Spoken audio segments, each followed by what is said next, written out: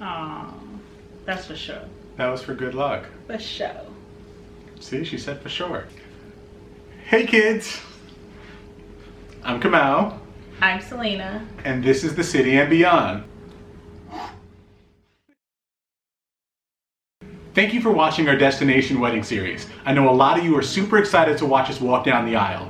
We launched this series back in May, and we're wrapping things up with one more video before you get to see the wedding day video. So there's a couple of topics that we didn't cover in our Destination Wedding series that we know are really important to a lot of people out there. So if you really want to see it, just leave it in the comments below and we'll totally cover it.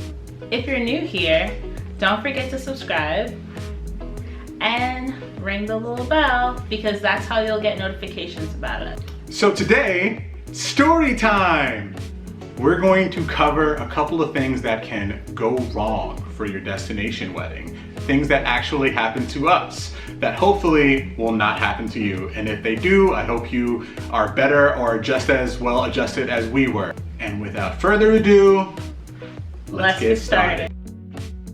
First big story. This is a story that I'm sure most of our guests don't even really know at this point. The night before our wedding, I went out to go have a brouhaha with one of my oldest friends and my youngest brother, my only brother, and their spouses. I was maybe a few blocks away from where Selena and I were staying before the wedding. We're all hanging out. I'm gone for at maximum 45 minutes and I get a call from Selena and she says the most horrifying thing, well, not the most horrifying thing, but something that you don't, not the most horrifying thing, but something you don't want to hear the night before your wedding. And that was, I don't know where our rings are. Do you know where our rings are? Yes, I know. I don't even know how I phrased it. Check the But facts. either way, there was doubt in my mind that they were there. So I suggested a couple places for her to look within her luggage. Yeah. She informed me that she had already looked there, but she was going to check again. I, being the knowledgeable in Selena spouse, decided it was time for me to go home and try to help her find these rings. We didn't find them. No. We scoured every single bag. We scoured the rental car. We scoured the parking lot, just in case maybe they fell out. Checked the trunk. We went to 2 hotels while we were there. A hotel and a B&B. We called the hotel and they informed us that nobody had turned them in and Lost and Found wasn't open until 9 a.m. 9 a.m. the next morning. Which was our wedding. Yeah. Yeah. Fun. I know I saw them right before we left because we were packing up our hotel room and something couldn't fit in the bag that I had them in, and I took them out for a second and I thought I put them back in. So in my head, they were definitely on the bed before we left and somehow we missed it. Like maybe the sheets got thrown onto them, like when we were making sure we didn't miss anything, ironically. But somehow I don't think they made it to the Airbnb, because the Airbnb, like when I was searching for them, I was making a mess. Yeah. Because we had just gotten there and didn't like need to change or get anything out of our bags at that point. No. We were even doing laundry and I was like, maybe I threw it in the laundry by accident. But nothing, couldn't find them. No, I checked very irrational places that it couldn't possibly be, hoping that it fell out of the bag and maybe we kicked it or something, or it was in something else and we threw it down and it came to be. And no, this was not found.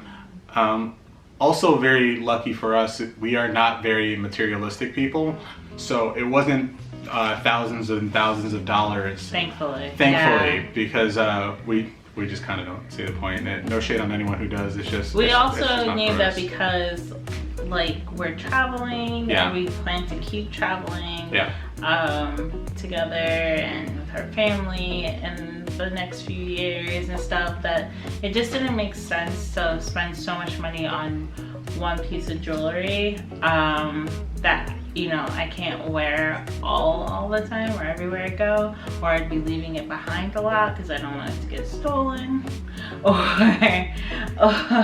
like lose it. So like, for example, if you guys saw my Instagram post or our Instagram post, I had a picture of a ring that I wore to Cabo in place of my engagement ring. And like, I do that a lot. Like, I just wear something else and it's just like something I already have that's cute and kind of looks like it could be my, I don't know, my engagement ring, my wedding band, whatever. So yeah, we totally had agreed not to spend a lot of money on it. Yes. And luckily we didn't. So we weren't too heartbroken, besides the fact that we really liked the jewelry that we got. But it's not like we didn't know where we got them from. They weren't like heirlooms. Thankfully, they weren't like heirlooms or anything like that. Actually, Selena did bring an heirloom with her. It was something old, and luckily that was on her person. So we did not have to worry about that. But in the middle of all the rummaging, Selena also could not find the jewelry that she bought to wear the day of. Specifically for this, again, not very expensive, but still had a purpose, and we could not find it. We were completely and utterly devastated. So what did we do? Crisis mode.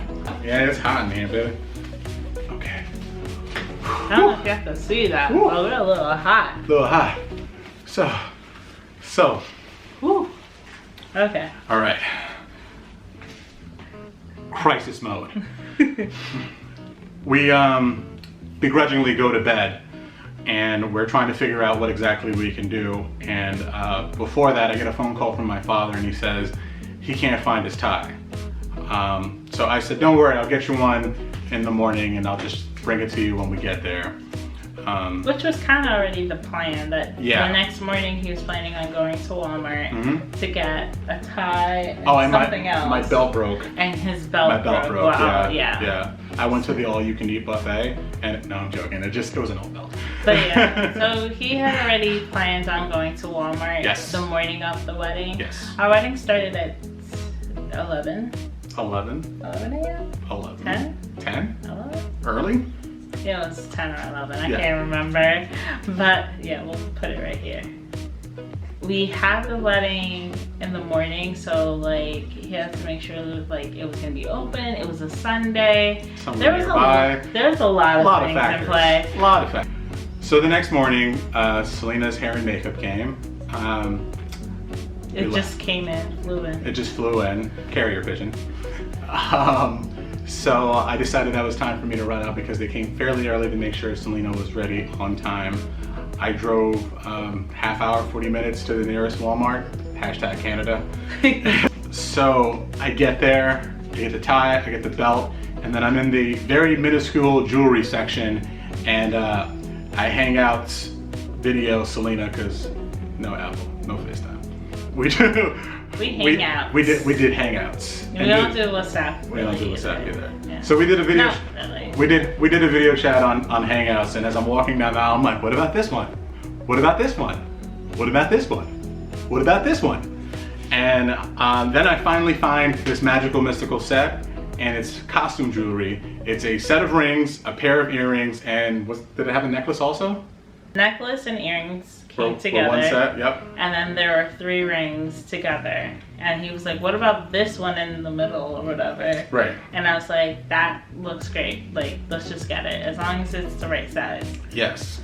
And then I went to the very limited men's section and found a ring that was one size too big, but coincidentally it still fit anyway, because I have like that's the same one. I have like an oddball size. I'm still wearing the ring. It's fairly loose, right? But they said it's okay. I don't know if you can like. And that was the ring that I chose to go with, and it was made of the same metal that mine was made out of, tungsten carbide. Not as pretty as the one that I had, but I really like the one that he actually got. I might still get it. It's not. Might. I thought we were gonna get it. Eventually. There are other things to do. Like trips. That was the one that I went with. She said, yeah, looks great, looks perfect. And I hung up the phone, And I drove back, and I don't remember, it was before or after I got there. What did your hairdresser say, Michael? He was like, you know what, I'm gonna tell this story to nervous brides next time I'm like doing their makeup, because he's like, you guys are so like chilled, like you're so relaxed, and you're just like, oh, our rings are gone. It's like you guys are just like, okay, I'm gonna go to Walmart and get new jewelry, that's all. And I'm like, yeah. He's like, you guys are a real chill couple. And I'm like, sometimes. Yeah. What my thought is I really wanted to marry Selena, and I was going to do that. And we really wanted to have our family and friends there. And they were. And we really wanted them in Vancouver. And they were there. So losing the rings was like, honestly, the least of my worries. Everything else was pretty good. So at the end of the day, when it came time to do the wedding, what we wound up doing is just hand fasting because we didn't have our rings. I'm joking. What? There are more important things. Yes. For example, my grandmother and my grandfather took the train from Brooklyn, not only the subway, but took the train from Brooklyn to Manhattan, and then went from Manhattan all the way to Chicago, and then from Chicago went all the way to Seattle, and then went from Seattle up to Vancouver. Like, oh, by the way, and they went back again. And then they went back.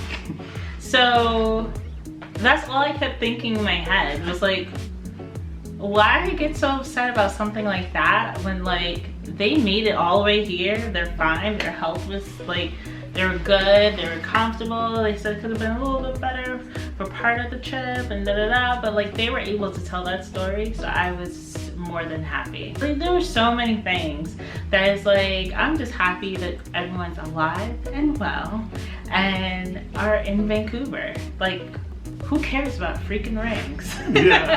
Yeah. So that's why we were just happy anyway. Yeah. So that was horrible story number 1. Oh, spoilers, forgot one part. Selena actually left the wedding jewelry at home, not the rings. Which I was hoping. Yeah. Yes, I was hoping that I left the earrings and necklace at home. I was like, there's a chance I left them at home, so let's not say like that's missing too, but they're not here. And sure enough, I switched bags when we were trying to figure out how to put everything in. Check out that packing video. I left it in that bag, so I still have them. Lesson learned is, if you can, leave your actual wedding bands home. Yes. Especially if you spent a lot of money on them. And then wear like how we ended up doing. Like we just had sub rings for our actual wedding bands. And then when you're home, just put them on. Story number 2. During the chaos of us looking for the rings, I received several phone calls from family and friends asking of the whereabouts of the bus. The bus that was supposed to take them from their checkpoint location to the destination of the wedding. Here's the thing. Family, friends, associates, everyone. I love you all so very much. I appreciate you being there. But every single one of you is habitually late all the time. So I told everyone to be there a half hour to an hour early, but gave them time that was a half hour to an hour early. Everyone showed up on time. Yep. Everyone thought that we were actually already at the venue. Or in the bus. Or in the bus waiting for them. We were done. No. I was just, after my makeup and everything was done, I was just hanging out, having a good time.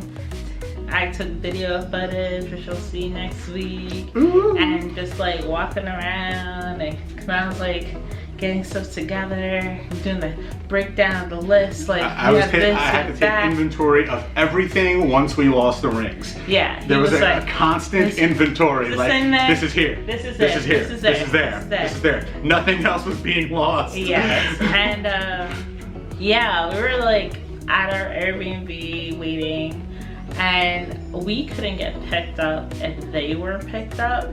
So, and the shuttle was going from one hotel to another hotel and then the venue, and then he was gonna come back and get us and then bring us to the venue. But what ended up happening was, and there was gonna be like a second wave in case anybody got left behind, but everybody got There was no man left behind. Yeah, I think it was supposed to sit or have like room for 25 people. He got every guest in there. Everybody in. Standing room included. Standing room, yes. Yeah. And I have footage of that. Thank you to my godmother. She got great footage of this experience. We got there after everybody, so people were panicking that they were gonna miss the wedding, but I'm like, you guys are the only guests we have coming. So calm down.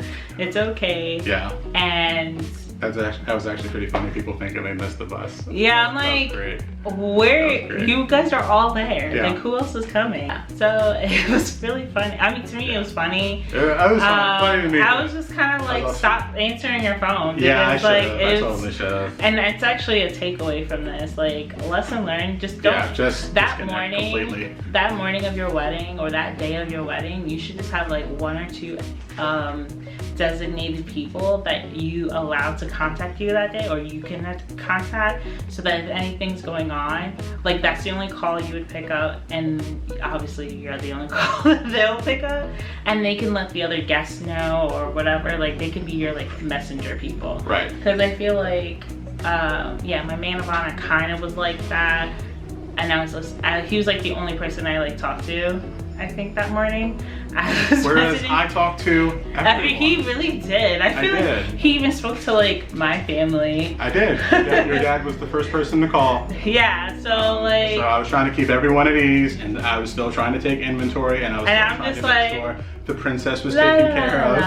Yeah. And I'm just texting their man of honor, just like, hey, how's it going over there? Is the bus there yet? Yeah. So definitely designate some people. But wait! There's more! He's so weird. The reason why the bus driver was late is en route to the location to pick up the first group of people, he realized the door on his bus didn't close all the way. He figured maybe there was a garment or something in there and it was stuck, so he tried to shake it, tried to jimmy it, and I don't know if any of you drive the buses, but like, certain things happen when the doors don't close all the way. So he's thinking, it's a little hot in here. He's thinking, it'll be fine once I get there. So he gets to the location and the door doesn't open. I think there's some footage of it. Selena, your driver, is doing quite a good job in not getting the door open. I'm recording, yes, I'm recording. This is so funny. We will be late. And it's not my fault. It's not.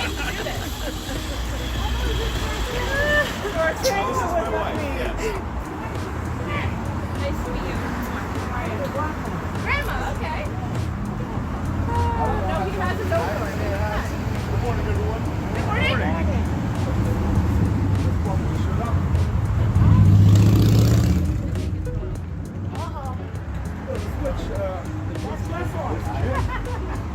I worked the last time until pretty much 4 in the morning. Is there another entrance? What's that little door? So get in there that way? Everybody like.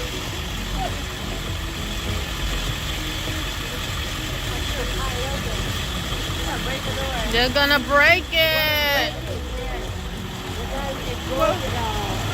How did he get out? Is there another door?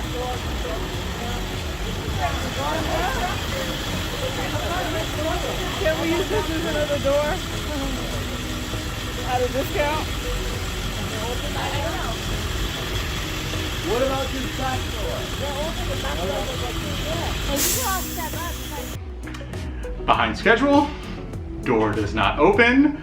After much ado, because we weren't there, they get the door open by force, and then the door won't close. So this was the part that I wanted to say that was a spoiler, is I'd like to thank my best friend Peter's wife, Danny, for being the designated person for holding the door closed en route to the wedding. Everyone said you did a great job because you got the, you know, we can do it too strength and held the door.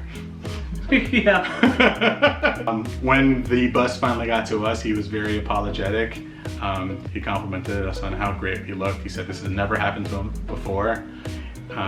He offered us a couple of things, and everyone was kind of bewildered at the fact that we thought he did an exceptional service by getting everyone there on time and providing refreshments in the vehicle for us. Yeah, let's talk about that. Yes. He definitely still gave whoever wanted it a refreshment. It gave, like, well, I don't know if this is public knowledge, but you know, the drink.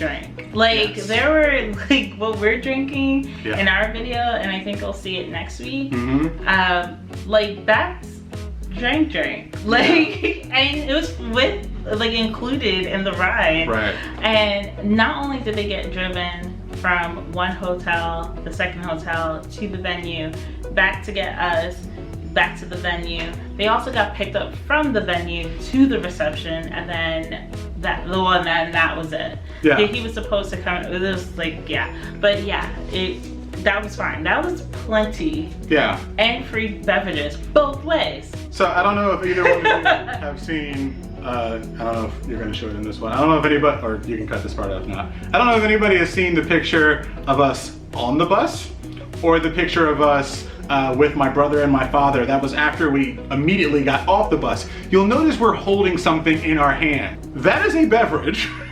A drink. That we got on the bus, that we were enjoying and was a part of the package, on top of taking all 30 plus people to the location. Bang up job. Also, he called us a week later to apologize again, Yeah, and which is actually so sweet. mechanically explain what happened, and said that, you know, when we're back in town, he'll make sure that he makes it up to us. Yeah, because he said he took it to the mechanic right after he left the reception. Yes. And like try to figure out what happened, because it's never happened to him. And because this is like, he was the only like reggae Caribbean shuttle bus. Right. Like, this is his like livelihood, I'm guessing, Yeah. or at least like a source of income for him. Right, like right. A really nice stream of income. Yeah. And like, you can't have your baby pooping out on you. Yeah. And Yeah, and so it's he not- checked. He It's was not like it was Joe Schmo either, because when we met up with a lot of the other vendors, we were saying, oh yeah, we're getting this bus. One love bus. Yeah. We're getting this bus, and everyone was like, oh hey, Tony Mango, I know him. Yeah, he does a great job, great service. And I was like, oh, okay, so we're in excellent hands. Yeah, and we lot were. of people were like, We he's were. awesome. But yeah, definitely a takeaway is have your designated people that you are willing to talk to that day. And I mean, regardless of what people say about your vendors, if you feel okay with them, do what you gotta do. Like, it's okay that you liked them and everyone else didn't. I totally get it. As a business owner, I totally get it. Sometimes things happen and you can't control them. We enjoyed our shuttle experience. We did. And I can't wait to have my shuttle experience again next time I'm in Vancouver. See you soon, Tony. Thank you so much for the best wishes. We appreciate it so much. And we will see you next week with our last Destination Wedding series video. And that will be our wedding. Oh. It's gonna be a long video, folks, so get that popcorn, get that seltzer water, And get the napkins to dab your tears of joy.